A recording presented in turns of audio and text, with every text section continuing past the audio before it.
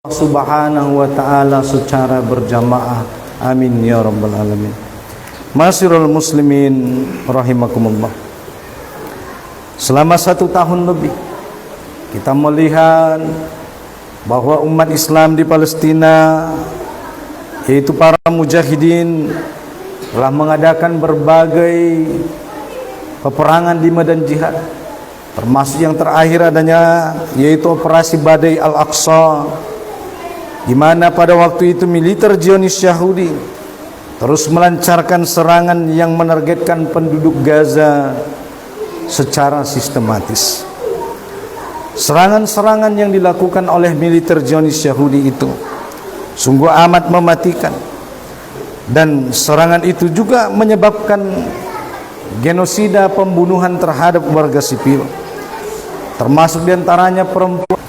Itu kurang lebih mencapai 75.000 ton bom, setara dengan 4,6 kali kekuatan bom nuklir yang dijatuhkan di Hiroshima di Jepang, yang mengakibatkan 60% infrastruktur hancur di Palestina, termasuk diantaranya masjid, bahkan gereja, rumah sakit, dan sekolah. Kemudian jumlah korban hampir menembus 150.000 jiwa, dengan 69% diantaranya adalah wanita dan anak-anak. Sebagian besar penduduk Gaza juga terpaksa harus mengungsi di tengah krisis pangan dan obat-obatan akibat blokade daripada Zionis Yahudi laknatullah alaih. Ma'asyiral muslimin rahimakumullah. Selain daripada Gaza, serangan Zionis Yahudi juga telah meluas, telah sampai kepada negara Libanon, Suriah, dan Yaman dengan dalih atas membela diri, sehingga pada bulan September 80 ton bom dijatuhkan di Libanon yang menargetkan Hizbullah, namun kembali mengakibatkan banyak korban sipil, yang kondisi ini tentunya memperburuk situasi keadaan umat Islam dan kemanusiaan. Dengan lebih daripada 70% penduduk Gaza mengalami kelaparan yang sangat parah. Selain daripada itu, Zionis Yahudi juga mencuri ribuan mayat dan menjual organ-organ tubuh kepada yang membutuhkan. Bahkan tidak cukup sampai di situ, warga Kristen di Gaza juga menderita akibat daripada serangan Zionis Yahudi, dengan beberapa gereja hancur dan ratusan umat Kristiani tewas atau terpaksa mengungsi, sehingga yang menjadi korban bukan hanya umat Islam tetapi juga umat daripada agama lain. Hadirin jamaah Jumat rahimakumullah. Kekejaman serangan Zionis Yahudi terhadap umat muslim memberikan pelajaran penting bagi kita, bahwa pertama, kebenaran firman Allah Subhanahu wa ta'ala tentang bagaimana sikap kaum kafir yang saling membantu dalam memusuhi umat Islam, sebagaimana dijelaskan Allah di dalam Al-Quran. Allah Subhanahu wa ta'ala berfirman, walladzina kafaru ba'duhum awliya'i ba'di illa taf'aluhu takun fitnatun fil ardi wa fasadun kabir, yang artinya orang-orang kafir itu sebagian mereka menjadi penolong bagi sebagian yang lain. Jika kalian tidak melaksanakan perintah Allah untuk saling melindungi, maka niscaya akan terjadi kekacauan di bumi dan kerusakan yang besar. Terjemah Quran Surah Al-Anfal surah ke-8 ayat ke-73. Kemudian negara-negara kafir seperti Amerika Serikat, Jerman, Prancis, dan Inggris terus saja mengirim bantuan keuangan dan persenjataan kepada Zionis Yahudi, termasuk diantaranya paket bantuan militer yang berjumlah sebesar 8,7 miliar dolar Amerika Serikat setelah terjadinya pengeboman di negara Libanon. Kedua, serangan militer Zionis Yahudi menunjukkan bahwa sikap pengecut dan ketakutan mereka terhadap umat Islam. Mereka tidak berani menyerang langsung pejuang-pejuang kaum muslimin dan memilih menargetkan warga sipil termasuk anak-anak dan lansia. Begitu juga pimpinan Zionis Yahudi Netanyahu bahkan meminta bantuan tambahan dari negara-negara pendukungnya menyadari kerugian yang besar yang dialami dalam konflik ini. Oleh karena itu, benarlah firman Allah Subhanahu wa taala yang mengungkapkan bahwa Zionis Yahudi adalah mental sampah dan pengecut.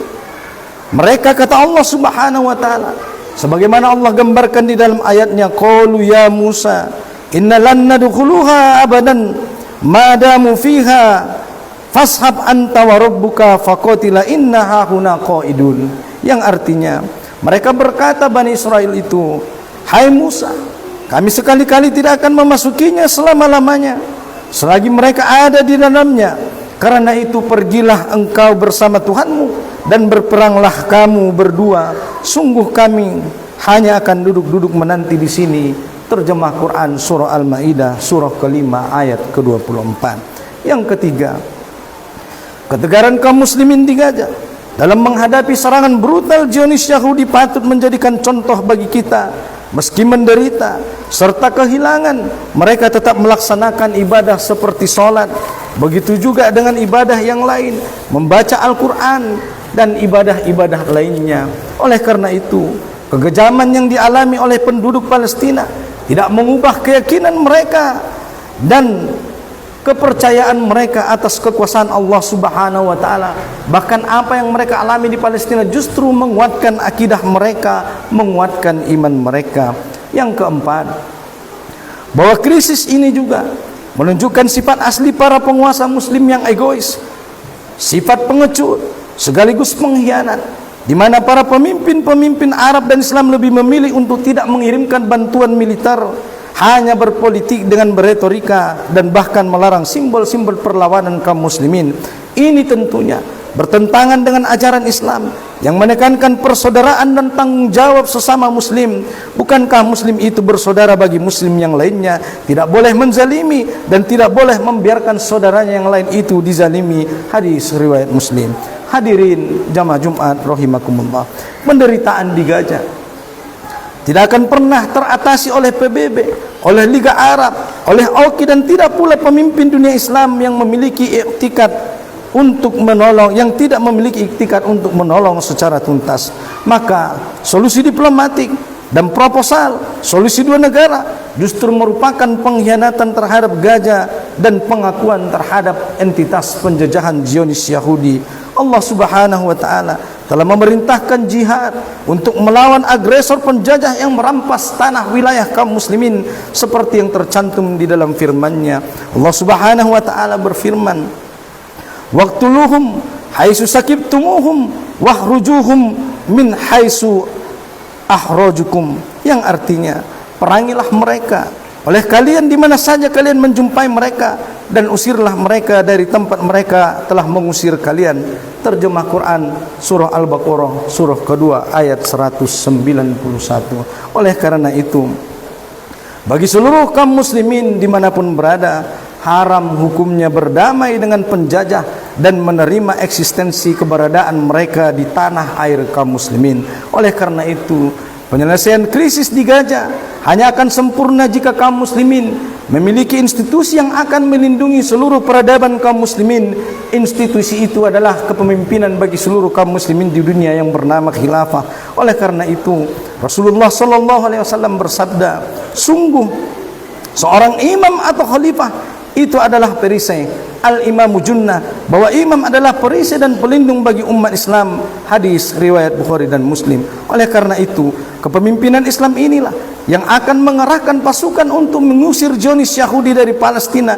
Kepemimpinan khilafah itu adalah yang akan mengusir dan mengenyahkan penjajah Palestina daripada membantai kaum muslimin yang berada di sana. Sejarah menunjukkan bahwa Rasulullah sallallahu alaihi wasallam sebagai seorang kepala negara Islam mengusir kaum Yahudi dari Madinah dikarenakan pengkhianatan mereka terhadap umat Islam. Oleh karena itu, wahai kaum muslimin, sudah saatnya kita bangkit sebagaimana bangkitnya Salahuddin Al-Ayyubi mengusir penjajah dan menolong saudara seiman kita di Palestina.